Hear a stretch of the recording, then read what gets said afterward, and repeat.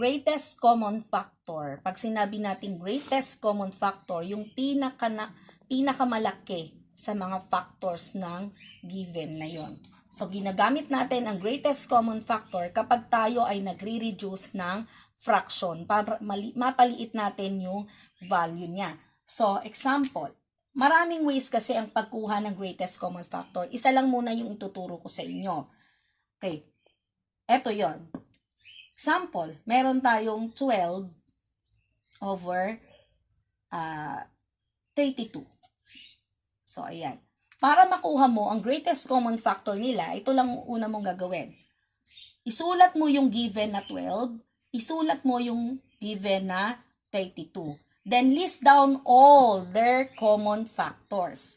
Pag sinabi natin common factors, ito yung dalawang number na iminumultiply para sila yung maging sagot. So, what are the factors of 12? Of course, we have 12 times 1.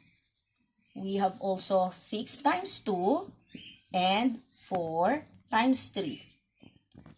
Proceed tayo sa 32.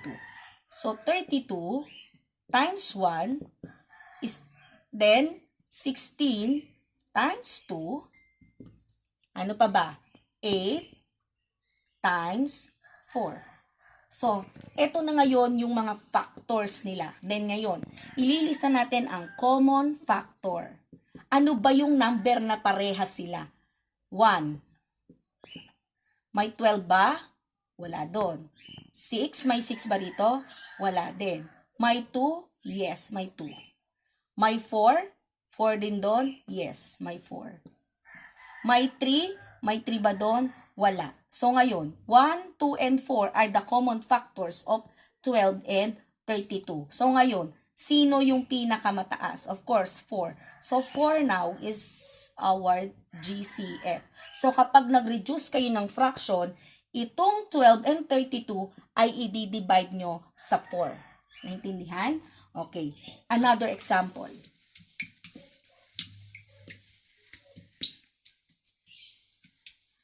Okay. Sample, we have 18 and 32. Sulat nyo ngayon si 18 and 32. List down all the factors of 18. So, sa 18, we have 18 times 1, 6 times 3, and 9 times 2. Sa 32, 32 times 1, ano pa? 8 times 4, ano pa? 16 times 2. So, ngayon, lista mo ngayon ang common factors. So, meron pa ba tayong maiisip na factors nila? So, sige. Common factors nila, parehas silang may 1. Parehas may 2. Parehas ba yung may 6? Wala. Parehas bang may 3? Wala din. Parehas bang may 9? Wala din. Parehas na may 2.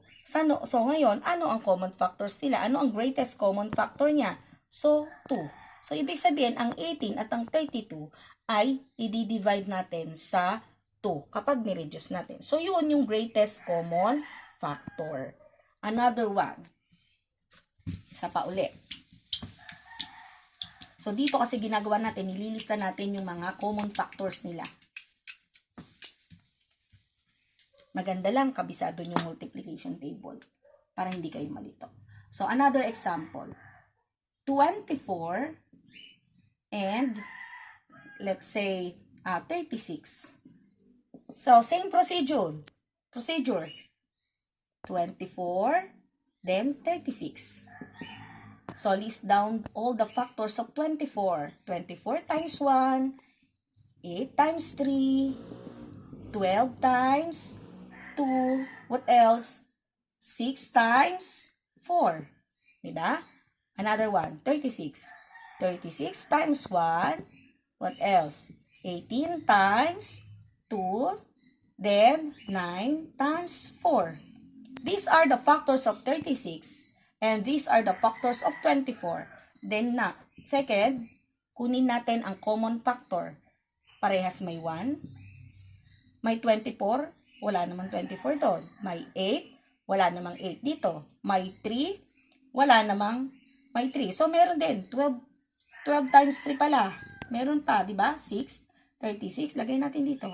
12 times 3. Kasi 36 pa rin, di ba?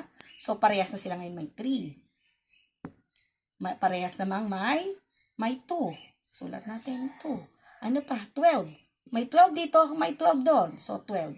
So, ngayon, which is the greatest among these common factors? So, 12. So, sa 12, ito na ngayon ang inyong greatest common factor. Kapag ni-reduce nyo uli itong fraction na to, i-divide nyo sila sa 12.